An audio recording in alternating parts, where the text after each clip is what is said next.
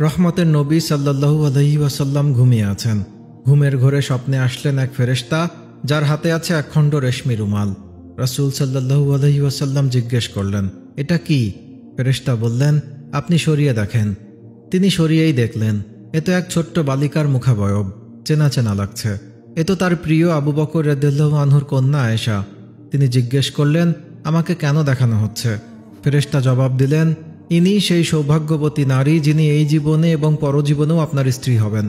আয়েশা হয়ে উঠবেন প্রিয়দের মাঝেও প্রিয়তমা এবং ভালোবাসা দিয়ে ভরিয়ে দিবে বিরহ ব্যথা। রাসূল সাল্লাল্লাহু আলাইহি ওয়াসাল্লাম ঘুম থেকে জেগে উঠলেন এবং ভাবনায় পড়ে গেলেন, তিনি কি অলীক স্বপ্ন দেখলেন নাকি ওহির সত্য দর্শন? এক ছোট্ট বালিকা, যাকে কিনা তার মা উম্মে রুমান ঘরেই রাখতে পারে না, সারাদিন হৈ হৈ করে বেড়াই। কিছুদিন আগেও তিনি বালিকা আয়েশাকে দেখেছেন তার বান্ধবীদের সাথে পুতুল খেলতে। আর সেই বালিকাই ভালোবাসা দিয়ে বিরহ ব্যথা ভুলিয়ে দিবে?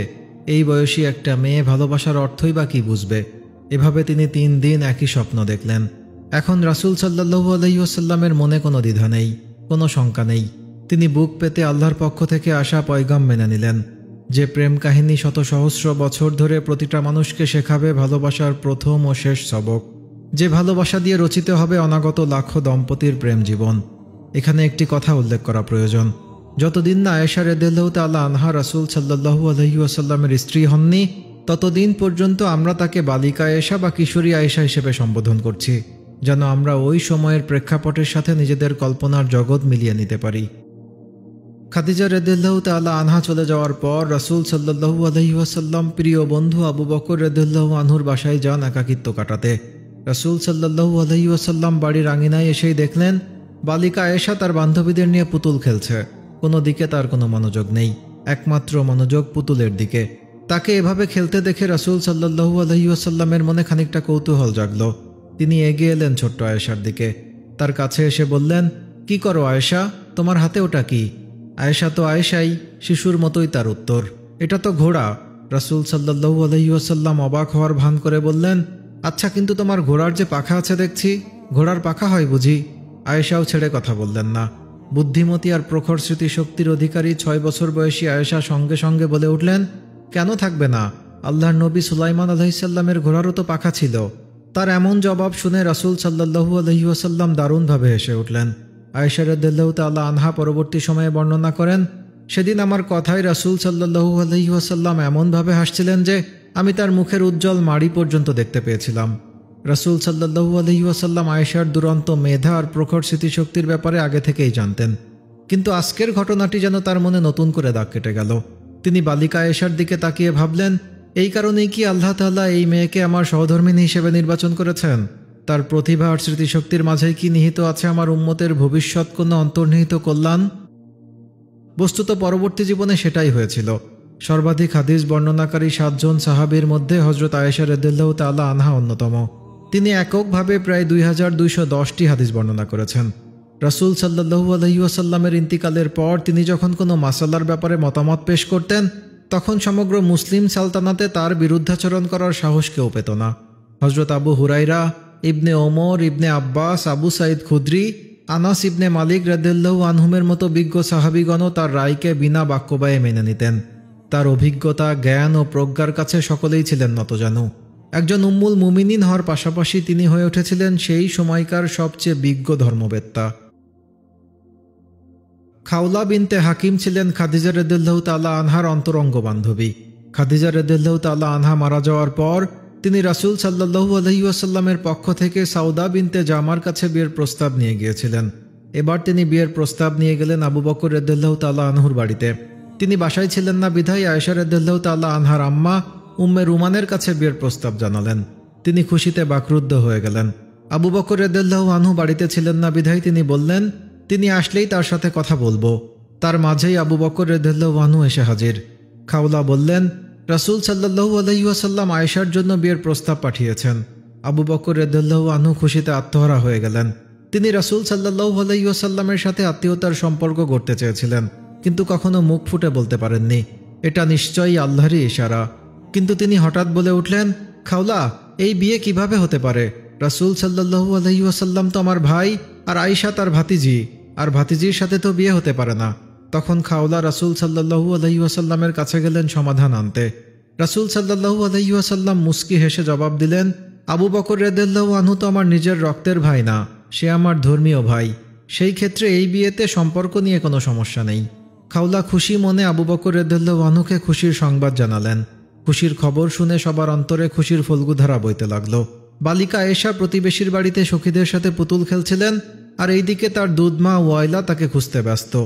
অবশেষে পেলেন এবং বাড়িতে এনে হাত পা সাফ করে চুল বেঁধে পরিপাটি করে নিয়ে গেলেন বাগদান অনুষ্ঠানে। এটা একদম আড়ম্বরতাহীন অনুষ্ঠান, যেখানে আয়েশা রাদিয়াল্লাহু তাআলা আনহার মা উম্মে রুমান, আবু বকর রাদিয়াল্লাহু আনহু, 2-3 জন সাহাবী এবং রাসূল সাল্লাল্লাহু আলাইহি ওয়াসাল্লাম ছাড়া কেউ উপস্থিত ছিলেন না। আবু বকর রাদিয়াল্লাহু আনহু নিজেই খুতবা পাঠ করলেন এবং 500 দিরহাম মোহরানা নির্ধারণ করে সম্পন্ন হল পৃথিবীর সর্বকালের সর্বশ্রেষ্ঠ মহামানবের বিবাহপূর্ব অনুষ্ঠান। তারপর রাসূল সাল্লাল্লাহু আলাইহি ওয়াসাল্লাম চলতে লাগলেন নিজের মতো করে দাওয়াতের কাজে, আর আয়েশা রাদিয়াল্লাহু তাআলা আনহা মেতে থাকলেন সেই পুতুল খেলাই। উম্মে রুমান আয়েশা রাদিয়াল্লাহু আনহাকে শাসন করলেও কথা শোনেন না, তাই একদিন তিনি খুব বকাবকি করলেন। আয়েশা রাদিয়াল্লাহু তাআলা আনহা দরজার কপাট ধরে চোখ মুখ ফুলিয়ে কাঁদছিলেন। তখনই রাসূল সাল্লাল্লাহু আলাইহি ওয়াসাল্লাম বাড়িতে এসে উম্মে রুমানকে বললেন, আপনাকে না বলেছিলাম আয়েশাকে না বকতে, আমার কথা রাখলেন না। উম্মে রুমান খুব বিব্রত বোধ করলেন এবং বললেন, ইয়া রাসূলুল্লাহ, সে যে কোনো কথাই শোনে না, আর আমি কিছু বললেই তার বাবাকে আমার বিষয়ে নালিশ করে। রাসূল সাল্লাল্লাহু আলাইহি ওয়াসাল্লাম বললেন, যাই করুক না কেন আপনি তাকে বকবেন না, আমার খাতিরে অন্তত আয়েশাকে কিছু বলবেন না, তাকে নিজের মতো থাকতে দিন। নবুয়তের পর থেকেই কুরাইশরা প্রচণ্ড অত্যাচার করে আসছে। নবুয়তের 12টা বছর কেটে গেছে, এখনও নির্যাতন চলছেই। কুরাইশদের অত্যাচারে মুসলিমদের জীবন এখন হুমকির মুখে। হঠাৎ আশার আলো ফুটে উঠল। মদিনাবাসীরা রাসূল সাল্লাল্লাহু আলাইহি ওয়াসাল্লামকে আহ্বান করলেন ওখানে বসবাস করার জন্য। তারা সেখানে পরিপূর্ণ নিরাপত্তা দিবেন এবং তারাও ইসলামের দীক্ষায় দীক্ষিত হবেন। মদিনাবাসীর সঙ্গে গোপনে চুক্তি সম্পন্ন হওয়ার পর রাসূল সাল্লাল্লাহু আলাইহি ওয়াসাল্লাম সাহাবীদের নির্দেশ দিলেন 2-1 করে মদিনায় চলে যেতে হবে গোপনে, যাতে করে মক্কার কাফেররা জানতে না পারে। তবুও তারা জেনে গেল। এর মধ্যেও গোপনে গোপনে অনেক সাহাবী মক্কা থেকে মদিনায় হিজরত করে চলে গেলেন। রাসূল সাল্লাল্লাহু আলাইহি ওয়াসাল্লাম মদিনায় চলে যাওয়ার ব্যাপারে মনস্থির করে ফেলেছেন, শুধু আল্লাহ তাআলার নির্দেশের অপেক্ষা। যেদিন নির্দেশ আসবে সেদিনই রওনা হবেন মদিনার পথে। একদিন দুপুরবেলা রাসূল সাল্লাল্লাহু আলাইহি ওয়াসাল্লাম আবু বকর রাদিয়াল্লাহু আনহুর বাড়িতে এলেন। আজ আবার কী কারণে যেন রাসূল সাল্লাল্লাহু আলাইহি ওয়াসাল্লাম তার মুখটা চাদর দিয়ে ঢেকে রেখেছেন। আবু বকর রাদিয়াল্লাহু আনহুর 2 কন্যা আয়েশা এবং আসমা তার বাবার সাথে বসেছিলেন। বাড়িতে আবু বকর ও তার 2 কন্যা ছাড়া আর কেউ ছিল না। রাসূল সাল্লাল্লাহু আলাইহি ওয়াসাল্লামকে এমন সময় তার বাড়ির দিকে আসতে দেখে আবু বকর সচকিত হয়ে বলে উঠলেন, নিশ্চয়ই বিশেষ কিছু ঘটেছে, নয়তো অসময়ে রাসূল সাল্লাল্লাহু আলাইহি ওয়াসাল্লাম আসার কথা নয়। রাসূল সাল্লাল্লাহু আলাইহি ওয়াসাল্লাম ঘরের বাইরে থেকে সালাম দিয়ে ঘরে ঢোকার অনুমতি চাইলেন। আবু বকর রাদিয়াল্লাহু আনহু রাসূল সাল্লাল্লাহু আলাইহি ওয়াসাল্লামকে ভেতরে আসতে বললেন। রাসূল সাল্লাল্লাহু আলাইহি ওয়াসাল্লাম শান্ত হয়ে বললেন, আমাকে মক্কা থেকে হিজরত করার অনুমতি দেওয়া হয়েছে। আবু বকর রাদিয়াল্লাহু আনহু এই কথা শোনার পর জানতে চাইলেন, আমি কি আপনার সঙ্গী হতে পারবো হে আল্লাহর রাসূল? নবীজি বললেন, হ্যাঁ, আপনিও আমার সঙ্গী। আবু বকর রাদিয়াল্লাহু আনহু সঙ্গী হওয়ার খুশিতে কান্না ভরা ছলছল চোখ নিয়ে বললেন, হে আল্লাহর রাসূল, আপনার জন্য আমার মা বাবা উৎসর্গ হোক। আপনি যেদিন মদিনায় হিজরত করার আগ্রহ প্রকাশ করেছেন সেদিন থেকে আমি 2টো উট কিনে প্রতিপালন করছি। রাসূল সাল্লাল্লাহু আলাইহি ওয়াসাল্লাম আবু বকর রাদিয়াল্লাহু আনহুর বাড়িতে বসে থাকলেন আধার নামার অপেক্ষায়, আর আবু বকর রাদিয়াল্লাহু আনহু শুরু করলেন সফরের প্রস্তুতি। রাসূল সাল্লাল্লাহু আলাইহি ওয়াসাল্লাম গোপন সূত্রে জানতে পেরেছেন আবু জেহেল সহ অন্য কুরাইশ নেতারা মিলিত হয়েছে রাতের আধারে মুহাম্মদ সাল্লাল্লাহু আলাইহি ওয়াসাল্লামকে দুনিয়ার বুক থেকে সরিয়ে দেওয়ার জন্য। রাসূল সাল্লাল্লাহু আলাইহি ওয়াসাল্লাম তার চাচাতো ভাই আলী রাদিয়াল্লাহু আনহুকে ডেকে এনে দায়িত্ব দিলেন তার কাছে যে আমানত রাখা হয়েছিল সেগুলো যেন আমানতদারদের কাছে সযত্নে ফিরিয়ে দেন। আব্দুল্লাহ ইবনে উরাইকিকে ডেকে পাঠানো হলো। আবু বকর রাদিয়াল্লাহু আনহু 2টো উট কিনে তার কাছে পরিচর্যার জন্য রেখেছিলেন। তাকে জানিয়ে দিলেন তিনি যেন উট দুটোকে আগামী 2 দিন সফরের জন্য প্রস্তুত করেন এবং 3 দিন পর নির্দিষ্ট সময়ে উট দুটো নিয়ে মক্কার পেছনে নিম্নভূমির নির্দিষ্ট স্থান সাউর পর্বতের পাদদেশে চলে আসেন। পরিস্থিতি শান্ত হলে সেখান থেকেই তারা মদিনার পথে রওনা হবেন। তিনি একজন দক্ষ অভিজ্ঞ পথ প্রদর্শক ছিলেন। মদিনার পথ সম্পর্কে তার ভালো ধারণা ছিল। তিনি রাসূল সাল্লাল্লাহু আলাইহি ওয়াসাল্লাম এবং আবু বকর রাদিয়াল্লাহু আনহুকে পথ দেখিয়ে মদিনায় নিয়ে যাবেন। পরিকল্পনা অনুযায়ী আবু বকর রাদিয়াল্লাহু আনহুর ছেলে আব্দুল্লাহকে ডাকা হলো। তাকে দায়িত্ব বুঝিয়ে দেওয়া হলো তারা মক্কা থেকে বের হয়ে যাওয়ার পর সে সারা মক্কাতে ঘুরে রাসূল সাল্লাল্লাহু আলাইহি ওয়াসাল্লাম সম্পর্কে কে কি বলে না বলে সব খবরাখবর রাখবে। সন্ধ্যার সময় এসে খোঁজখবর জানাবে এবং পরিবারের খেয়াল রাখবে। এরপর ডাকা হলো আবু বকরের মুক্তিপ্রাপ্ত কৃতদাস আমের ইবনে ফুহাইরাকে।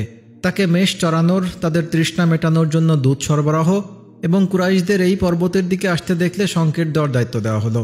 আর আসমাকে সন্ধ্যায় খাবার দেওয়ার দায়িত্ব অর্পণ করা হলো। তিনি 6 মাসের অন্তঃসত্ত্বা হওয়া সত্ত্বেও দায়িত্ব পালন করছেন সাহসের সাথে। আয়েশা রাদিয়াল্লাহু আনহাকে কোনো দায়িত্ব দেওয়া হয়নি, কেননা সে তখনও ছোট্ট কিশোরী।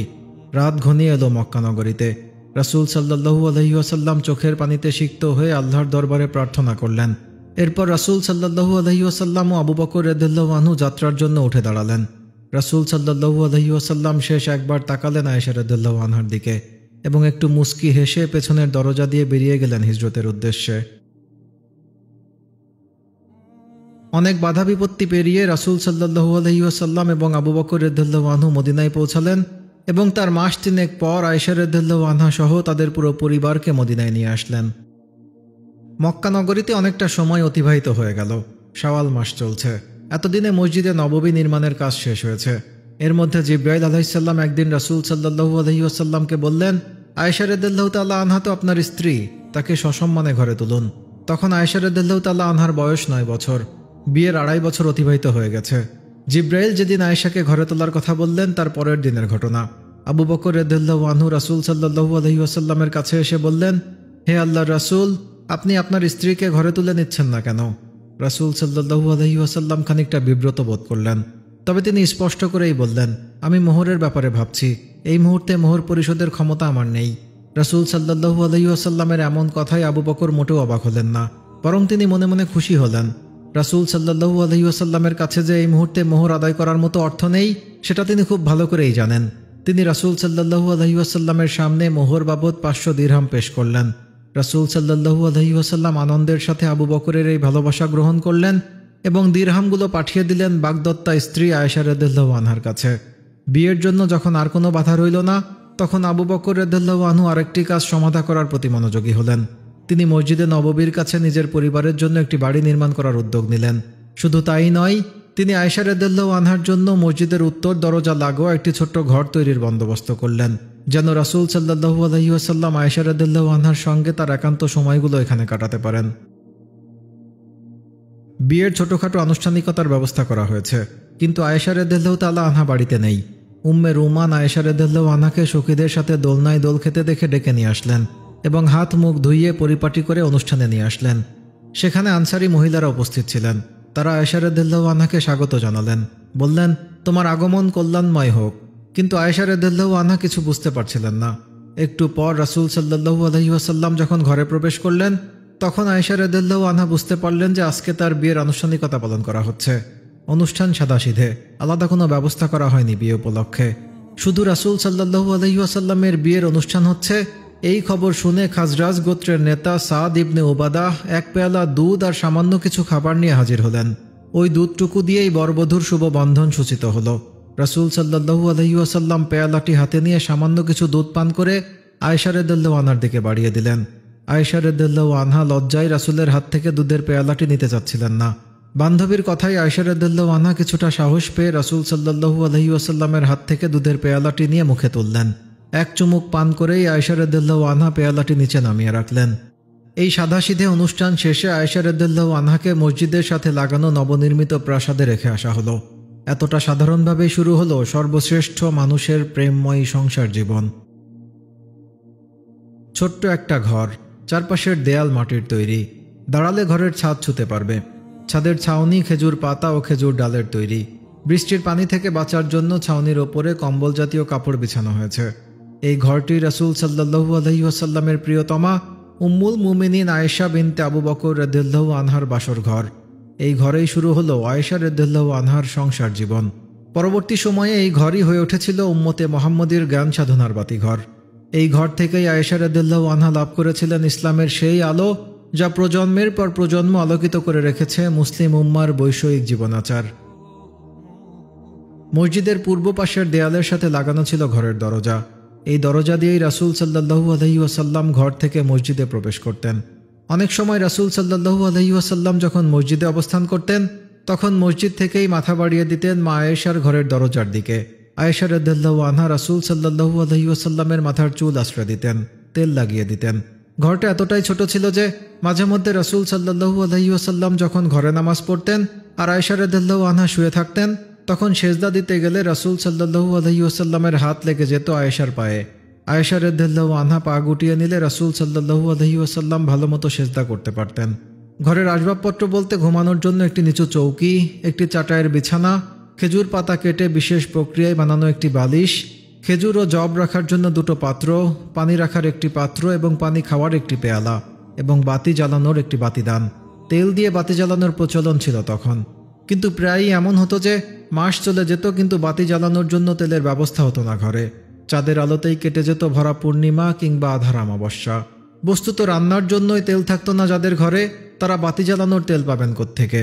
এই ছিল রাসূল সাল্লাল্লাহু আলাইহি ওয়াসাল্লামের প্রিয়তমার ঘরের আসবাব ও চালচিত্র। আয়েশা রাদিয়াল্লাহু তাআলা আনহা বলেন, যদি আমাদের বাতি জ্বালানোর তেল থাকতো তবে তো সেটা দিয়ে আমরা রান্নার কাজই সেরে ফেলতে পারতাম। চুলো জ্বলতো না মাসের পর মাস। কোনো সাহাবী কিছু হাদিয়া দিলে সেটাই হতো নবী পরিবারের একবেলা খাবারের আয়োজন। সাহাবীরা হাদিয়া যা দিতেন তা সামান্য, 2-4টে খেজুর কিংবা এক পেয়ালা দুধ অথবা 2-1টি রুটি। কিন্তু ভালোবাসার কমতি ছিল না আয়েশা রাদিয়াল্লাহু আনহার এই ছোট্ট জীর্ণ কুটিরে। সামান্য খাবার হলেও দুজন একসাথে খেতে বসতেন। অন্ধকারে খাবার খাওয়ার সময় একই খাবারে হাত পড়ে যেত দুজনের। কখনো মাংস জাতীয় খাবার খেলে আয়েশা রাদিয়াল্লাহু আনহার চিবানো হাড়গুলো রাসূল সাল্লাল্লাহু আলাইহি ওয়াসাল্লাম আবার চিবিয়ে খেতেন। পানি খাওয়ার পেয়ালায় আয়েশা রাদিয়াল্লাহু আনহা যেখানে মুখ লাগিয়ে পানি পান করতেন, রাসূল সাল্লাল্লাহু আলাইহি ওয়াসাল্লাম দেখে দেখে সেই স্থানে মুখ লাগিয়ে পানি পান করতেন। এই ছিল তাদের দাম্পত্য ভালোবাসা। রাসূল সাল্লাল্লাহু আলাইহি ওয়াসাল্লাম ঘরে এসে আয়েশা রাদিয়াল্লাহু তাআলা আনহা বা অন্য স্ত্রীদের জিজ্ঞেস করতেন, ঘরে খাওয়ার মতো কিছু আছে কি? যখন শুনতেন যে খাওয়ার মতো কিছুই নেই, তখন নির্দ্বিধায় বলে দিতেন, আজ তবে আমি রোজা রেখে দিলাম। এই কথা বলে তিনি ইবাদতে মগ্ন হয়ে পড়তেন। আয়েশা রাদিয়াল্লাহু তাআলা আনহা বলেন, রাসূল সাল্লাল্লাহু আলাইহি ওয়াসাল্লামের ইন্তেকালের পরও আমি কখনো পেট পুরে খাবার খাইনি।